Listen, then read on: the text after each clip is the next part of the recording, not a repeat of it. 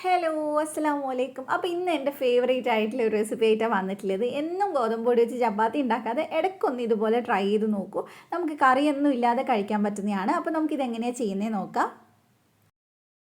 അപ്പോൾ ഇത് നമ്മൾ ഒരു കപ്പ് ഗോതമ്പ് പൊടിയിലാണ് ചെയ്യുന്നത്. അപ്പോൾ ഒരു കപ്പ് ഗോതമ്പ് പൊടിയിൽ ചെയ്യുമ്പോൾ ഏകദേശം ഒരു 4 ഉണ്ടാവും. അതിലേക്ക് ഒരു ടേബിൾ സ്പൂൺ ഓയിൽ ഒഴിച്ചിട്ടുണ്ട്. സൺഫ്ലവർ ഓയിൽ എടുത്തിട്ടുള്ളത്. പിന്നെ ആവശ്യത്തിന് ഉപ്പ് ചേർത്തിട്ടുണ്ട്. എന്നിട്ട് നന്നായിട്ട് മിക്സ് ചെയ്തെടുക്കാം. നിങ്ങൾക്ക് ഓയിൽ നിർബന്ധമില്ല കേട്ടോ. ഓയിൽ വേണ്ടാന്നുള്ളവരാണെങ്കിൽ സ്കിപ്പ് ചെയ്താലും കുഴപ്പമൊന്നുമില്ല.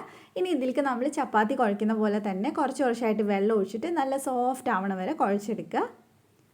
ഇത് നമുക്ക് കാണാൻ ഏകദേശം ഒരു പൊറോട്ട മാതിരി ഉണ്ടാവും. പിന്നെ നമ്മൾ ഇതിലേക്ക് കുറച്ച് ഫില്ലിംഗ് ഒക്കെ കൊടുക്കുന്നതുകൊണ്ട് നമുക്ക് കറി ശരിക്കും പറഞ്ഞാൽ ആവശ്യമില്ല. ചുമ്മാ കടിച്ചു മുറിച്ച് തിന്നാൻ തന്നെ നല്ല ടേസ്റ്റാണ്.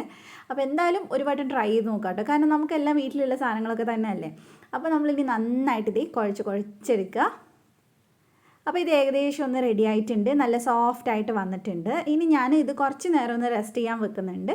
ഒരു 10 മിനിറ്റ് ഒക്കെ വെച്ചാലും മതി. അപ്പോൾ കുറച്ചൊന്ന് മേലെ ഓയിലാക്കി കൊടുക്കുക. ഒത്തിരി ഡ്രൈ ആയി പോകാണ്ടിരിക്കാനാണ്. നിങ്ങൾക്ക് വേണമെങ്കിൽ ഇപ്പം തന്നെ ചുട്ടെടുക്കുന്നതിനെ കൊണ്ടും കുഴപ്പമില്ല. നമുക്ക് എന്തായാലും ഫില്ലിംഗ് ഉണ്ടാക്കണം. അപ്പോൾ അത് ചെയ്യാൻ പോവാം അടച്ചു വെച്ചിട്ട്. അപ്പോൾ ഫില്ലിംഗ് ഉണ്ടാക്കാനായിട്ട് ഞാനിവിടെ ഏകദേശം ഒരു 1.5 ടേബിൾ സ്പൂൺ ഓയിൽ ഒഴിച്ചിട്ടുണ്ട്. അതിലേക്ക് കുറച്ച് കറിവേപ്പില ഇട്ട് കൊടുക്കുക. പിന്നെ ഞാനിതിലേക്ക് 2 സവാള നല്ല തിന്നായിട്ട് നീളത്തിൽ കട്ട് ചെയ്താണ് ചേർത്ത് കൊടുത്തിട്ടുള്ളത്. പിന്നെ ഇതിലേക്ക് എരിവിന് ആവശ്യത്തിന് പച്ചമുളക് ചേർത്ത് കൊടുക്കാം. ഞാനിവിടെ ഏകദേശം ഒരു പച്ചമുളക് എടുത്തിട്ടുള്ളൂ. അപ്പോൾ ഇനി നമുക്കിത് നല്ലപോലെ ഫ്രൈ ആക്കി എടുക്കണം. നമ്മൾ ബിരിയാണിക്കൊക്കെ ചെയ്യില്ലേ, ഓൾമോസ്റ്റ് അത്രയും, പക്ഷേ എന്നാൽ അത്രയും അങ്ങോട്ട് ഫ്രൈ ആവുകയും വേണ്ട. അപ്പോൾ നമുക്ക് ഇതിലേക്ക് ഒരു 1/4 ടീസ്പൂൺ ഇഞ്ചി വെളുത്തുള്ളി പേസ്റ്റും കൂടി ചേർത്ത് കൊടുക്കാം. പിന്നെ ഉപ്പും ചേർത്ത് കൊടുക്കാം.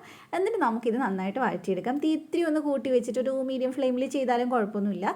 അപ്പോൾ അതുകൊണ്ടാണ് നമ്മൾ ഇത്തിരി കൂടുതൽ എണ്ണ എടുത്തിട്ടുള്ളത്. അപ്പോൾ നന്നായിട്ട് നമുക്കിതൊന്ന് മൊരിച്ചെടുക്കണം. അപ്പോൾ ഇതിപ്പോൾ ഇവിടെ നല്ലപോലെ മൊരിഞ്ഞ് വന്നിട്ടുണ്ട്. കളറൊക്കെ നന്നായിട്ട് ചേഞ്ച് ആയിട്ടുണ്ട്. ഇനി നമുക്ക് ഫ്ലെയിം അങ്ങ് ഓഫ് ചെയ്യാം. അപ്പോൾ അടുത്തതായിട്ട് നമ്മൾ മാറ്റി വെച്ചിട്ടുള്ള നമ്മുടെ മാവുണ്ടല്ലോ അതെടുക്കുക. ഇത് ഞാൻ 4 ബോൾസ് ആക്കി മാറ്റാൻ പോവാണ്. അപ്പോൾ ഏകദേശം ഈ ഒരു കപ്പ് വെച്ചിട്ട് നമുക്ക് 4 എണ്ണമാണ് ചെയ്തെടുക്കാൻ പറ്റുക.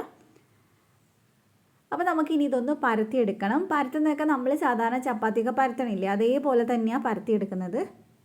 അപ്പോൾ നമുക്ക് നല്ല തിന്നായിട്ടൊന്ന് പരത്തിയെടുക്കാം. നമ്മളെപ്പോഴും ഈ ചപ്പാത്തി അതുപോലെ എന്താ പറയുക പൂരി ഒക്കെ ഉണ്ടാക്കി ഇങ്ങനെ മടക്കുന്ന സമയത്ത് നമുക്ക് ഇതുപോലൊക്കെ ഒന്ന് ഇടയ്ക്കിടയ്ക്ക് ട്രൈ ചെയ്ത് നോക്കാം. അപ്പോൾ എനിക്കിഷ്ടമാണ് ഇങ്ങനെ വെറൈറ്റീസൊക്കെ രാത്രി ഡിന്നറിന് കഴിക്കുന്നത്. അപ്പോൾ നിങ്ങളും എന്തായാലും ഒന്ന് ട്രൈ ചെയ്ത് നോക്കാം കേട്ടോ. അപ്പോൾ പരത്തിയതിന് ശേഷം ഇതിൻ്റെ മേലെ ഞാൻ കുറച്ച് എണ്ണയാക്കി കൊടുക്കും. നമ്മൾ ഉള്ളി ഫ്രൈ ചെയ്തിട്ടുണ്ടല്ലോ, അപ്പോൾ അത് ഉള്ളി എടുത്ത് മാറ്റിയതിന് ശേഷം അതിലേക്ക് ആ എണ്ണ ബാക്കി ഉണ്ടാവും. അപ്പോൾ ആ എണ്ണ തന്നെയാണ് ഞാൻ ഇതിലേക്ക് സ്പ്രെഡ് ചെയ്തിട്ടുള്ളത്. അതിൻ്റെ മേലെ പിന്നെ നമ്മൾ ഫ്രൈ ചെയ്ത് വെച്ചിട്ടുള്ള ഉള്ളി കുറച്ച് ചേർത്ത് കൊടുക്കുക. ആ എണ്ണ നമ്മൾ ചേർക്കുമ്പോൾ നല്ലൊരു ടേസ്റ്റ് ഉണ്ടാവും, നല്ലൊരു സ്മെല്ലും ഉണ്ടാവും ഇതിന്. അപ്പോൾ ഇനിയിപ്പോൾ ആ എണ്ണ ബാക്കിയില്ലെങ്കിൽ കുഴപ്പമില്ല, നെയ്യോ ഓയിലോ എന്തായാലും സ്പ്രെഡ് ചെയ്ത് കൊടുത്താൽ മതി. അതിനുശേഷം ഇതുപോലെ ഒന്ന് റോൾ ചെയ്തെടുക്കുക. പിന്നെ നമ്മൾ ഉണ്ടാക്കി വെച്ചിട്ടുള്ള മസാലയും 4ആയിട്ട് ഡിവൈഡ് ചെയ്തിട്ട് ചേർത്താൽ മതി കേട്ടോ. അപ്പോൾ ഇതുപോലെ ഒന്ന് നന്നായിട്ട് റോൾ ചെയ്തെടുക്കുക. അതിനുശേഷം നമ്മൾ ഒരു പൊറോട്ടയുടെ ഒരു ലുക്ക് വരാനായിട്ട് ഇതുപോലെ ഒരു സൈഡിൽ നിന്ന് ഇങ്ങനെ ഒന്ന് മടക്കി കൊടുത്താൽ മതി, ഒന്ന് റോൾ ചെയ്തെടുക്കുക. അപ്പോൾ ഇതേപോലെ ചെയ്തിട്ട് നമുക്ക് അതിൻ്റെ അറ്റം നമുക്ക് അടിവശത്തേക്ക് ഒന്ന് ഇതാക്കി കൊടുക്കുക. എന്നിട്ട് നന്നായിട്ട് പ്രസ് ചെയ്യുക. ഇനി നമ്മൾ ഇതൊന്ന് പരത്തിയെടുക്കാൻ പോവാണ്. പരത്തുമ്പോൾ ശ്രദ്ധിച്ച് പരത്തുക. ഒരുപാട് പ്രസ് ചെയ്ത് പരത്തണ്ട. നിങ്ങൾക്ക് എത്ര വലുപ്പത്തിൽ പറ്റുമോ അത്രയും വലുപ്പത്തിൽ പരത്തിയാൽ മതി. ഇത്ര വലുപ്പം വേണമെന്നൊന്നുമില്ല.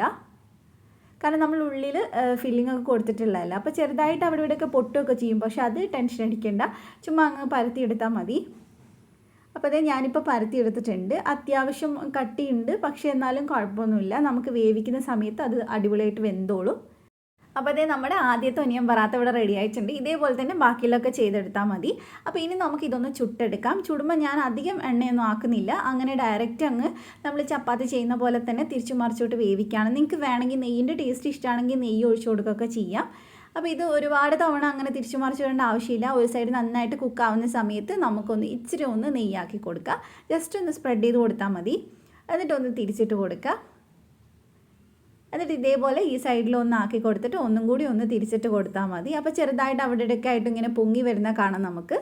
അപ്പോൾ 2 സൈഡും കുക്കായതിന് ശേഷം നമുക്കിതെടുത്ത് മാറ്റാം. അപ്പോൾ ഇത്രയേ ഉള്ളൂ. വളരെ സിമ്പിളായിട്ടുള്ള റെസിപ്പിയാണ്. നമുക്കിതിൻ്റെ കൂടെ കറിയൊന്നും വേണ്ടി വരില്ല. അപ്പോൾ ഇനി നമുക്കിതൊന്ന് കട്ട് ചെയ്ത് നോക്കാം. അവിടെ ഇവിടെയൊക്കെ ആയിട്ട് കുറച്ചിങ്ങനെ ഉള്ളിയുടെ മസാലയൊക്കെ കിടപ്പുണ്ടാവും. നല്ലൊരു സ്മെല്ലാണ് ഈ പറാത്തക്ക് ഉണ്ടാവുക. നമ്മൾ ഉള്ളി പൊരിച്ചത് കൊണ്ട് തന്നെ ഒരു പ്രത്യേക സ്മെല്ലുണ്ടാവും. അതുപോലെ തന്നെ കുറച്ച് ലെയറൊക്കെ ഉണ്ടാവും. അപ്പോൾ എന്തായാലും ട്രൈ എന്ന് വിചാരിക്കുന്നു. അപ്പോൾ ചാനൽ സബ്സ്ക്രൈബ് ചെയ്യാത്തവരുണ്ടെങ്കിൽ ഒന്ന് സബ്സ്ക്രൈബ് ചെയ്തേക്കണേ. നമുക്ക് മറ്റൊരു വീഡിയോ ആയിട്ട് വീണ്ടും കാണാം ഇൻഷാ അല്ലാഹ്. Thank you for watching.